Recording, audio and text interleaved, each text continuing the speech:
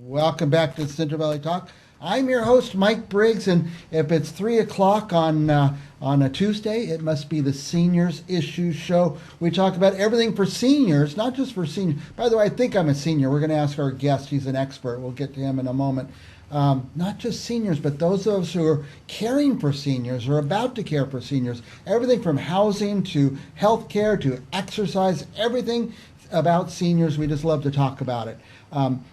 We have a special guest coming on right now, Dr. Allan Hedberg. Dr. Hedberg, welcome. Thank you. We've been talking to you about a lot of issues, about being a good parent, being a good grandparent, being a good custodian for our kids and schools and so many things. And we've had a lot of your books on. Yes, we have. And they're very important that people read those books. But you're working on something new and something very special and personal. Tell us about that. I'd like to turn that thing around a little bit. Okay. It's what our seniors have to teach us. There you go. As the next generation. And then the next generation. And that's what we're going to focus on today, because every senior should leave a legacy of some form, either in a verbal statement of some kind or written notes of some kind, a diary, a series of questions or a series of discussions of some kind of a memo of some type. Let me tell you something, not to interrupt you too much, but I'm doing my genealogy right now. Oh, yes. And every time I even find a little scrap of something one of my ancestors wrote, it is so valuable to me. That's right. But you're saying don't leave scraps, really do as much as you can. Leave a legacy, leave a trail. But the point of a legacy is this. It's not just kind of the history, who was married to whom and that kind of thing, although that's kind of part of it. It's really what is the lessons of life that you need to pass on to the next generation. I need to think about that as my next generation. But in this book that I put together was what my father passed on to me and my generation, and then what I will in turn pass on to the next generation, and so on. So what I did is I pulled together a way in which my father could be positioned in life, and the things that were important to him, and the things that were identified with him, and what he did and what he accomplished. I wanted to kind of pull it all together, put that into a little booklet, and then prepare that in such a way I could pass it on to the next generation. So I'm like the go-between of that generation and the next generation. So my dad was known for quotes, for little quips, of little statements of various kinds that have a kind of, I'll call them mini lessons of life. So I pulled together 50 of those that he was known for, and I kind of summarized them a little bit and put those into this little booklet, and I call it the Mini Lessons in Life from My Dad to Your Family. There's the cover right there. So it was kind of the idea of the transition from him to the next family, and I was the go-between. So, yeah, as an example of one quote, just this kind of what I opened on this one, because it kind of was an interesting one to me. Don't run up the stairs, and don't run down people. And I heard him say that in Barnes & Noble here in Fresno. You just heard him he just if you remember, that's right. If you remember Barnes & Noble on Shaw, it had a staircase. Yes. And we were going up the staircase. And he made that quote in my hearing at that point in time, and I always remembered that. And then I've used it in many occasions myself, and he used it in many occasions. Just don't run up the stairs. That's not good for your health, obviously. But don't run down people. And that was kind of a quote that he was known for. And many of those kind of quotes, there are many lessons. You see, you learn from that. But the next generation needs to hear that. And they're not going to hear it if I don't pass it on. That's right. And that's the idea of a legacy. They are not going to learn, they're not going to have their life improved if I don't pass it on. And I thought my dad had a lot of these kind of quotes that he could just pass on and contribute to the life of, my kids and their kids and, on down the line. And another quote is that, be where the action is. He would say that, that is, be where something's taking place. If there's a special event, be there. If there's a special person coming to town and presenting, be there. If there's some place to go and have a particular experience, go and have that experience. In other words, live a life fully and learn from those kind of experiences. That's the kind of idea that I'm trying to pass on, and their guidance of, telling kids what to do. Here was it's a Swedish, we're a Swedish family. Okay. So here's a Swedish quote that was, fish stink after 3 days. Okay. I don't know if you ever heard that one, but that was always the case. So when you have company comes to you and stay overnight and stay for a couple days, the Swedish tradition was to put a fish under the bed of that person. Yeah. So in 3 days, that fish would stink and people would leave.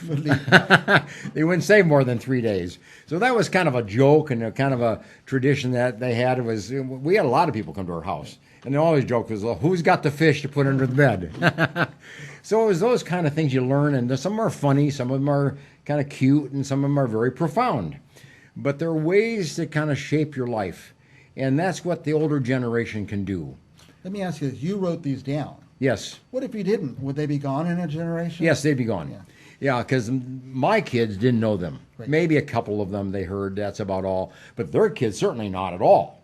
Right. You see, so they'd be gone after the next generation. So are I'm really the go-between. That's your grandkids. Do you have any great-grandkids yet? No, not yet, no. Yeah. But certainly they would not, be part of that. But when they as come, grandkids. when they come, they're going to have this book. And your grandkids, great-grandkids might not appreciate it this year, next year.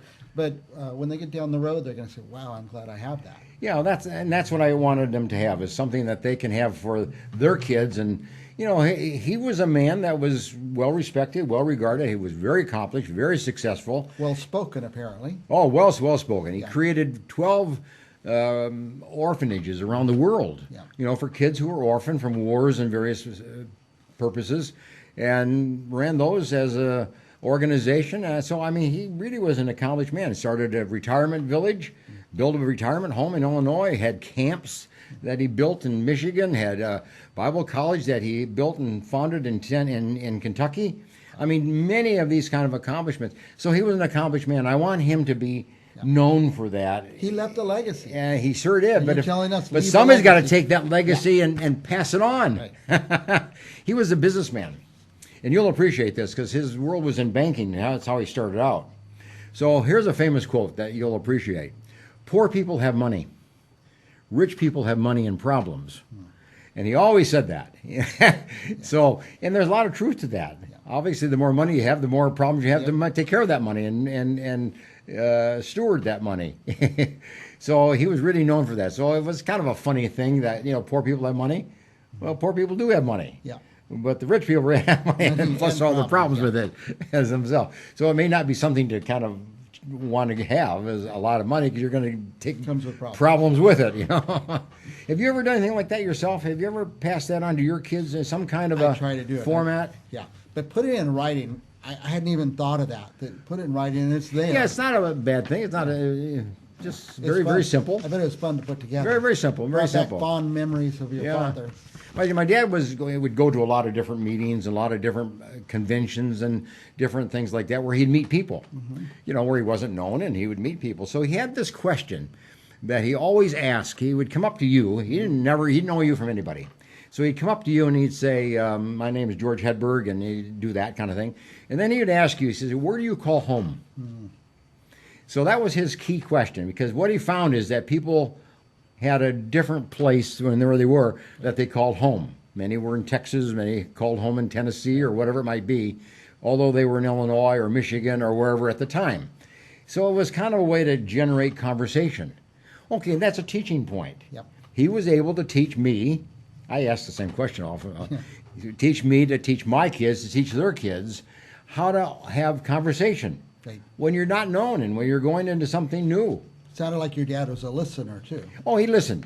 Where do you call home? And then he stopped and let them talk. And they let him talk. Yeah. And then that developed conversation, because he would often say, well, I was there, and, I knew these people, or, I did this, or I did that, or, whatever it might be. So it's just kind of a way to bring yourself into the life of other people. But that's the legacy. Right. That's the legacy, to teach me, to teach my kids, to teach their kids how to have conversation and how to be socially adequate and socially skilled. Right. So that's what a legacy is all about. You take things from the past and you make them relevant for today. And you learn from the past and enhance your life, today. So when we already had problems, and when we, every kid has problems, every family has problems, his phrase was, it's water over a duck's back. You know, just let it be water over a duck's back. Just kind of move on. Let it roll off your back. Don't get stuck by it. Don't get upset by it. Don't let it define you. Don't let it upset you and disturb you. You know, let the problem be something that you deal with, and then let it roll off the duck's back. You may have said things like that yourself. Water off the duck's back. Yeah. So you see, that was your generation too, right? In my generation, I mean, but we didn't make it up. We heard our dad say it, or our grandpa say it, or something like that. Well, that's what a legacy is. You got to learn from the previous generation. We are in a world today where people don't want to even consider the former generation. We want to do away with the former generation, and that's a bad mistake to make. It really is. You know, they don't have all the answers for us today, and they weren't necessarily the best. But they had a lot to offer, and that's what you got to pick and choose what you can learn from the past. That's what legacy all about. So my point is, get into the legacy movement. Write a legacy. Get something that you pass on, however you do it. Your own legacy. Could be even music. You'd like that. Even you write music. You write songs that can be passed on to the next generation. I mean, it doesn't matter how you do it. Good point. Great legacy. You have a great legacy from your father, but you're saying we need to create our own legacy, find something. Everybody has their own. Right. And everybody has their own way to do it. You know, I did this, you know, but somebody else could, as you said, write a piece of poetry or write a song of some kind, and let that be the thing that you pass on to the next generation. It doesn't matter what you do, but pass on something. Right now, I love to do videos, obviously. So sure, I've been videotaping my parents, just telling these little stories. Yeah, I have that too. I have a little tape of an interview that I had with him as he gave me his history of his life, and I have that. Yeah, and you so, cherish that, I bet. Yeah, you cherish those little things. They don't seem like big deals, but you know, over time, they're important. Very good. So we've got to have that. You're going to be back in a week or so because I found out that you have another book coming out. Yes, I just wrote another book called Psychotherapy Through a One-Way Window. We're going to get to see how you do psychotherapy. That's what it's all about. That's my 14th book. And what I'm doing is, after I have a therapy session with somebody, without names and all the rest, I kind of summarize what was the problem and what I advised. And I wrote that in there as a little vignette on that particular problem. Might be like something in depression or anxiety, or it might be a marital issue or a child problem or something like that. So I take the problem and I discuss that a little bit, and then I say, okay, here's some of the things you can do to help that, and I outline those. So it's you get your psychotherapy through the one-way mirror or window of the book. So you talk to somebody, you address their issue, they leave, and you just type your notes. That's part of your practice. Those are part of my notes, and I've touched up a little bit for the book, obviously, but I wanted the people to learn without going to therapy. Okay. And all they have to do is get the book, and that you can have. There's 115 different topics. Of them, I was going to say, what is one? Can you give an example, or can I find them in a contents? Here? Yeah, just read one off. Just take one right there. A stressful spouse can become a source of joy. Yeah, you know, how can you turn that around? You know, we all have stressful times in our marriage. I mean, obviously, some are more so than others, and some longer than others. But how can you turn a marriage around and make some joy out of it, or see joy in it? I mean, so I gave some examples of how that could be done. Right. Criticism is a self-defeating activity. Yeah, we don't want people to be self-critical. Right. You know, we can be we're more critical of ourselves than maybe other people are. Right. So you have to stop that kind of behavior. You got to stop being critical before you can become self-enhancing. You can't just be self-enhancing and self-critical. You don't want that. Yeah. You got to stop that negativism, and then look for ways in which you can enhance your life. We're going to talk about this book a lot next week, but I love this kind of book because you don't have to sit and read the whole thing. There's 115 vignettes. Yeah. Read one here, read one there. That's right. Would this be a good gift for somebody? Or it'd be an excellent gift. If I gave it to my wife, would she get mad? Say, what are no, you trying to say? She might use it well. I might say, Dr. Hedberg, what about me? Yeah. Here's all the answers. Here's use me as your excuse anyway. I get the message today, Dr. Hedberg, leave a legacy. Yep. And you had a great way. Your father had a legacy. He opened all the orphanages. He had these great sayings and quips, and you wrote them down. Your kids will have them. Your grandkids will have them, and hopefully they'll keep passing them through the keep passing it on down. Yeah. And that book, pick it up. You can get it from my office. My website there is on the screen there in front of you, or just from my office. Booksbyhedberg.com. We're going to talk in depth about this book, Psychotherapy Through a One-Way Window, on our author show next week or so. Yeah, and it's on Amazon. You get it at Amazon, so it's there. Alrighty. Yep. We'll be back with more Central Valley Talk right after this. Don't stick around. The wedding show's coming up. We'll be back.